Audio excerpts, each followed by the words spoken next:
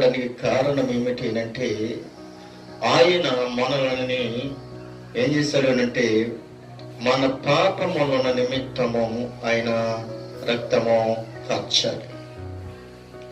ఆయన ఈ లోకానికి రావడానికి కారణం ఏమిటి అంటే నిన్ను నన్ను కూడా రక్షించటానికి, నిన్ను నన్ను కూడా కాపాడటానికి, నిన్ను నన్ను కూడా పాపమునే ఉగ్రతలోనికి వెళ్ళిపోకుండా ఆయన మనల్ని రక్షించడానికి ఈ లోకానికి ఆయన వచ్చాడు. అందుకే యోహాన్ అంటున్నాడు, బాప్తిసం ఇచ్చి యోహాన్ అంటున్నాడు కదా, నా రక్షకుడు అయిన యేసుక్రీస్తును చూసి అంటున్నాడు, ఇదిగో ఇదిగో లోక పాపమును మోసుకొని పోవు దేవుని గొర్రెపిల్ల అని చెప్తూ ఉన్నాడు.